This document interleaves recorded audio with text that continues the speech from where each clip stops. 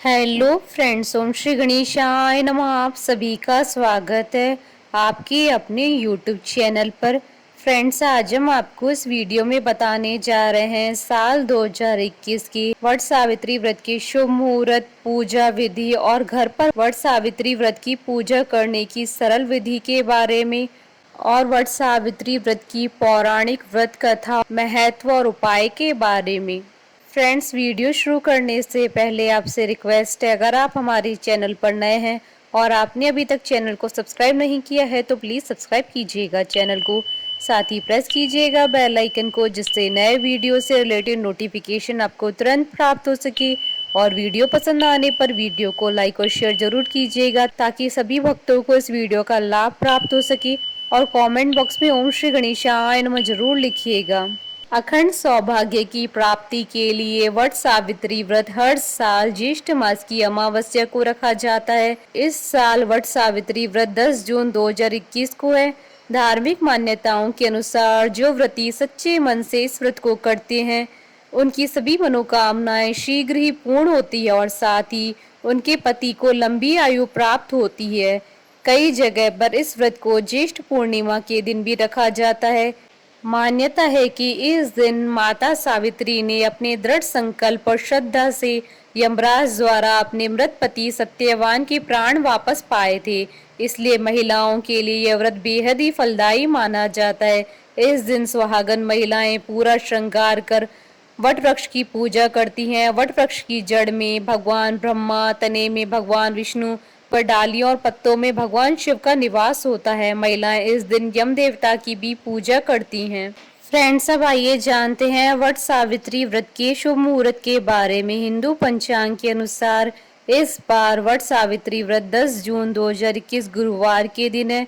अमावस्या तिथि प्रारंभ होगी 9 जून 2021 को दोपहर 1:57 पर और अमावस्या तिथि का समापन होगा अगले दिन 10 जून 2021 को शाम 4:20 पर और व्रत का पारण किया जाएगा 11 जून 2021 शुक्रवार के दिन। फ्रेंड्स, अब आइए जानते हैं वट सावित्री व्रत के लिए क्या क्या पूजन सामग्री आवश्यक होती है। वट सावित्री पूजा के लिए पवित्र तथा साफ कपड़े से बनी माता सावित्री की मूर्ति लें। बांस से बना पंखा, बरगद के पेड़ में परिक्रमा के लिए लाल धागा, मिट्टी से बने कलश और दीपक। फल में आप मौसमी फल जैसे आम, केला, लीची, सेब, नारंगी, खरबूजा आदि चढ़ा सकते हैं। पूजा के लिए लाल वस्त्र, सिंदूर, कुमकुम, रोली। चढ़ावे के लिए पूरी पकवान बनाएं। बरगद का फल, अक्षत, हल्दी, 16 श्रृंगार। जलाभिषेक के लिए पीतल का पात्र। फ्रेंड्स, अब आइए जानते हैं वट सावित्री व्रत की पूजन विधि के बारे में। इस दिन ब्रह्म मुहूर्त में उठकर घर की साफ सफाई करें, फिर स्नान ध्यान कर पवित्र और स्वच्छ वस्त्र धारण करें। इस दिन 16 श्रृंगार करना अति शुभ माना जाता है। इसके बाद सबसे पहले सूर्य देव को अर्घ्य दे, तत्पश्चात सभी पूजन सामग्रियों को किसी पीतल के पात्र अथवा बांस से बनी टोकरी में रखकर नजदीक के बरगद के पेड़ के पास जाकर उनकी पूजा करें। पूजा की शुरुआत जलाभिषेक से करें, फिर माता सावित्री को वस्त्र और 16 श्रृंगार अर्पित करें। फल, फूल, पीगा व चना, गुड़, पूरी पकवान सहित बरगद के फल चढ़ाएं और पंखा जेलें। इसके बाद रोली से कम बरगद के पेड़ की 7 परिक्रमा अवश्य करें। इसके बाद माता सावित्री को दंडवत प्रणाम कर उनकी अमर कथा सुने। इसके लिए आप स्वयं कथा का पाठ कर सकते हैं। कथा सुनने के बाद भीगे हुए चने का बायना निकाले और उस पर कुछ रुपए रखकर अपनी सास को दे दे। जो स्त्रियां अपनी सासों से दूर रहती है वो बायना उन्हें बेच दें और उनका आशीर्वाद लें।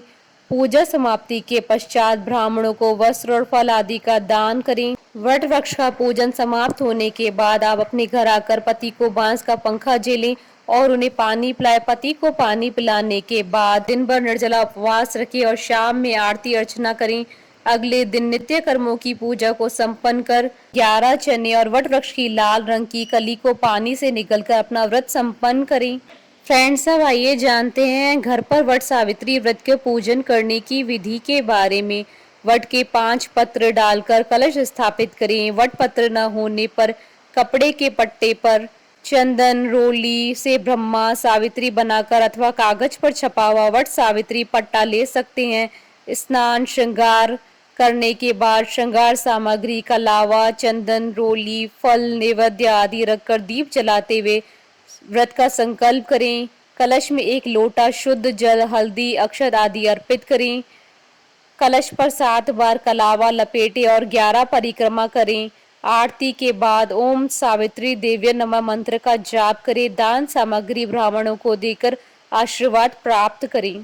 फ्रेंड्स, अब आइए जानते हैं अखंड सौभाग्य और आरोग्य के लिए वट सावित्री व्रत के दिन किए जाने वाले उपायों के बारे में। बरगद के वृक्ष पर सूत को लाल व पीला करके लपेटने से अखंड सौभाग्य की प्राप्ति होती है। अखंड सौभाग्य व परिवार की समृद्धि के लिए अक्षय वट की परिक्रमा करते समय 108 बार सफेद रंग का सूत लपेटे।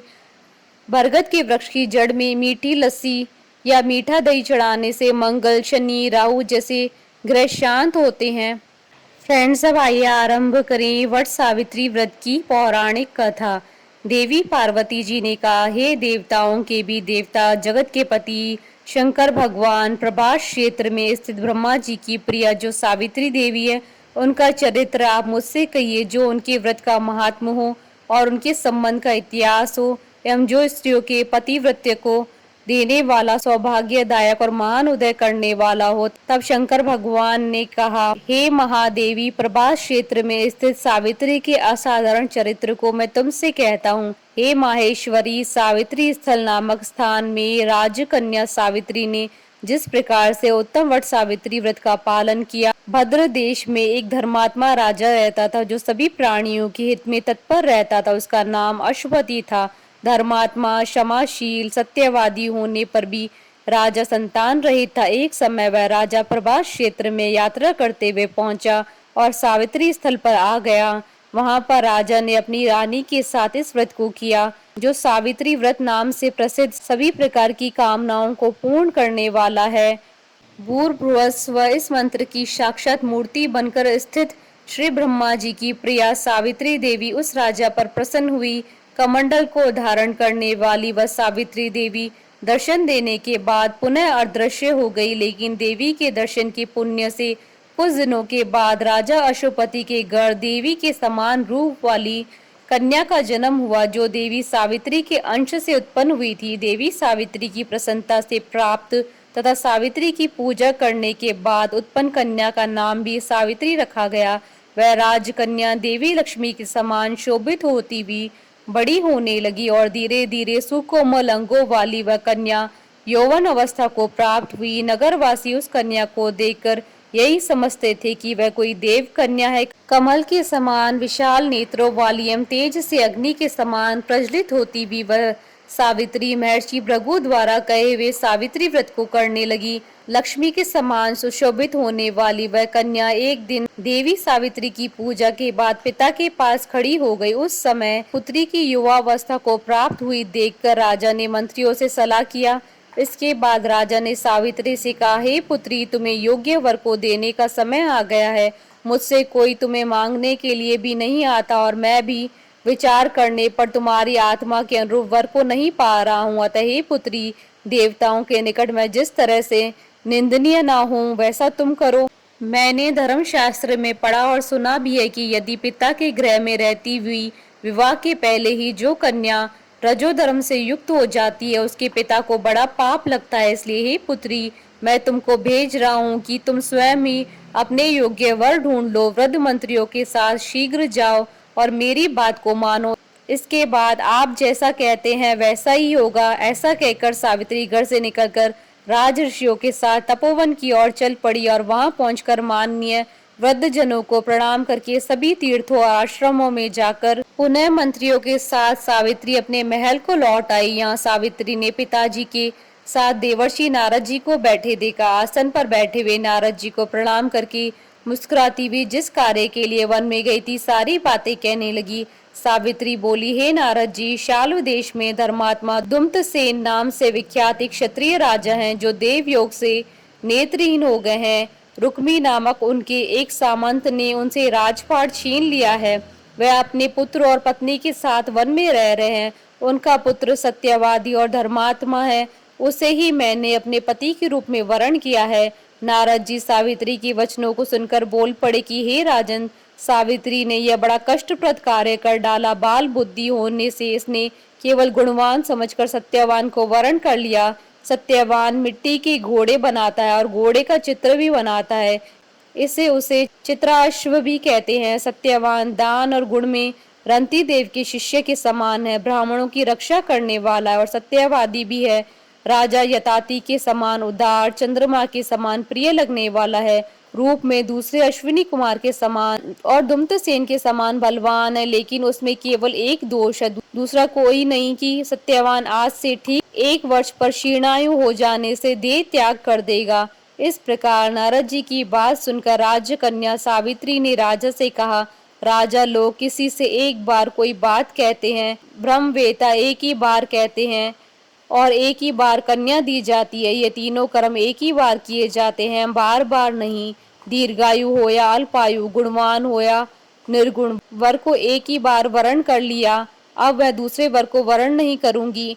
नारद जी ने कहा, हे राजन, यदि आपको उचित लगता है तो अपनी पुत्री सावित्री का कन्यादान शीघ्र कर डालिए। राजा ने शुभ मुहूर्त में विधि विधान पूर्वक सत्यवान के संग सावित्री का विवाह करवा दिया। सावित्री अपने पति को पाकर ऐसे प्रसन्न थी जैसे पुण्यवान पुरुष स्वर्ग को पाकर प्रसन्न होता है। सावित्री उस सत्यवान के साथ आश्रम में रहते हुए नारद जी की कही हुई बात को याद करती रहती थी। उस दिन को गिनती रहती थी जब सत्यवान देह त्याग कर चले जाएंगे। जब सत्यवान के मरण के केवल 3 दिन शेष रहे, तब सावित्री ने निर्हार रहकर व्रत किया और तीसरे दिन सुबह स्नान करके देवता और पितरों का पूजन किया। फिर सास ससुर की चरण वंदना करके वह भी अपने पति के साथ जंगल की ओर चल पड़ी।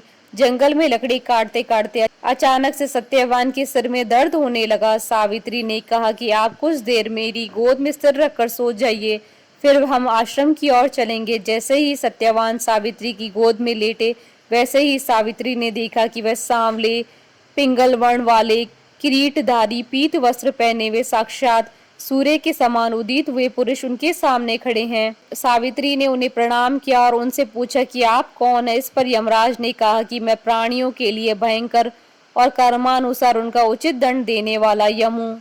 सो हे पतिव्रता सावित्री, समीप में पड़े हुए तुम्हारे पति की आयु समाप्त हो गई है, इसे यमदूत पकड़कर नहीं ले जा सकेंगे, इसलिए मैं स्वयं आया हूँ। ऐसा कहकर फांस के लिए हुए यमराज ने सत्यवान के शरीर से अंगुष्ठ मात्र शरीर वाले जीवात्मा को बलपूर्वक निकाल लिया। इसके बाद यमपुरी की ओर चलना शुरू किया। सावित्री भी यम के पीछे पीछे चलने लगी। यमराज ने सावित्री से कहा कि कोई भी जीव बिना आयु समाप्त हुए यम मार्ग से नहीं जा सकता। सावित्री ने यमराज से कहा कि आप जैसे सज्जन पुरुष के साथ मैं चल रही हूँ, मेरे पति आपके साथ हैं, तो मुझे आपके साथ चलने में कोई शर्म और गिलानी नहीं हो रही है। दूसरी बात, स्त्रियों के लिए इस पृथ्वी पर लोक में पति को छोड़कर कोई अन्य स्थान नहीं है, इसलिए मैं आपका अनुगमन कर रही हूँ। सावित्री की मधुर बातें सुनकर यम ने कहा कि मैं तुम्हारी बातों से प्रसन्न हूँ, इसलिए जो इच्छा हो वर मांग लो। सावित्री ने तब यमराज से अपना खोया हुआ राज्य, सास ससुर की आंखों की रोशनी और 100 पुत्रों का वरदान मांग लिया। अपने वरदान के जाल में फंसकर यमराज ने सत्यवान की आत्मा को मुक्त कर दिया और सावित्री को लौटा दिया। सावित्री पति के साथ अपने आश्रम लौट आई। सावित्री ने सावित्री देवी का व्रत किया, जिसके प्रभाव से उसके सास ससुर की आंखों की रोशनी लौट आई। इनका राज्य भी मिल गया, 100 पुत्र हुए। बोलिए सावित्री माता की जय। हमारे साथ इस वीडियो में अंत तक बने रहने के लिए आपका धन्यवाद। ओम श्री गणेशाय नमः।